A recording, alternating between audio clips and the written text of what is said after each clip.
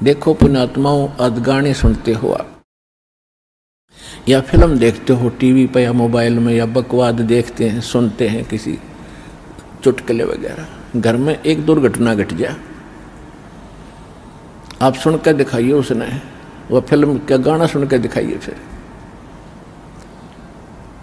तो ऐसे गंदे लोक में हम ये गाने सुने और सुनाएं, गाने गाएं। यहाँ तो रोना पीटना है सबका, और इसमें भगवान की भक्ति साथ लेकर और इस मालिक की आरती दिन रात करो, भगवान की भजन दिन रात करो। ठीक है, कोई दुर्घटना घट भी जाता, मालिक की भजन नहीं छोड़े, आरती इसी तरह करता रहे, इसमें बिल्कुल बंद नहीं करे, क्योंकि दुख हल्का भगवान ही कर सकता है। उसको रोते रोते भी मालिक ने याद करे। तो कहने का भाव ये है कि इस गंदे लोक में हम भूल जाते हैं, किसी के घटना घट गई, हम एक औपचारिकता करने जाते हैं वहां पर। अगर वो हमारे आया था और हम नहीं गए तो वो दुख मानेगा। बस वहां थोड़ी सी देर बस पूछ लेते हैं कैसे हुआ, क्या हुआ, बहुत बुरा हुआ, बाहर आते फिर वो सैर सपट्टे अपने जो के तो रहते। जिसके लागे सो तन जाने, और यह सब क्या लगेगी, किसी के पहले लग जाएगी, किसी के बाद में लगेगी। या तो कोई नहीं बचेगा इस मार से, काल के कोल्लू में सब पड़े हुए हैं, और एक दिन इसके पाठ के नीचे आपने आना पड़ेगा। परमात्मा कहते हैं चलती चक्की देख के और दिया कबीरा रो, और दो पाटन के बीच में साबत बचा ना कोई। चक्की के बीच में चक्की चल रही है पत्थर की, उसमें कणक डाली जा रही है। कहते दो पाटों के बीच में, इस काल और माया के बीच में आपको पीसा जा रहा है, इसमें साबित कोई नहीं बचेगा। फिर कहते हैं कि किले से लागा रहे ताका नाश न हो।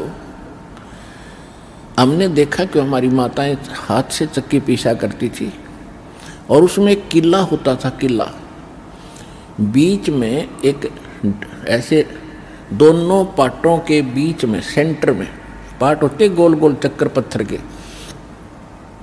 उसमें एक तो डंडा सा लगा होता था उसको घुमाने के लिए, और एक उनके सेंटर में एक सुराख सा होता था, उसमें एक लकड़ की ऐसे गोल सी लंबी लंबी सी एक लगी हुई थी गुटका सा, और उसके चारों तरफ उसके खाली स्थान होता था, उसको किला बोलते थे।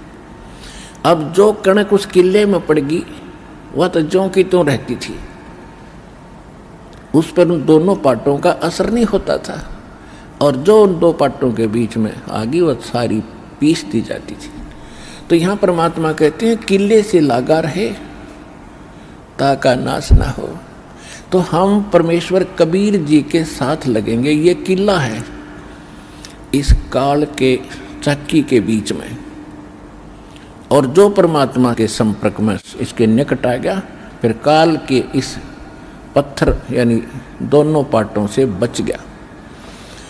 तो जो परमेश्वर कबीर जी की शरण में आप आ गए, तो आप उस काल के कोल्लू से, उस चक्कर से यानी पिसने से बच जाओगे। तो प्रसंग चला था कि हम परमात्मा कहते हैं झूठे सुख को सुख कह ये मान रहा मनबोध, ये सकल चबीना काल का कुछ मुख में कुछ बोध।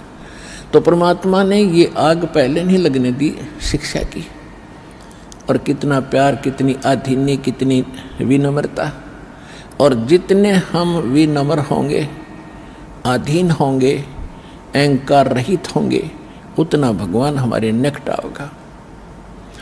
आधीन्य के पास है ये पूर्ण ब्रह्म दयाल, मान बढ़ाई मारियो भाई बेअदबी सिरकाल।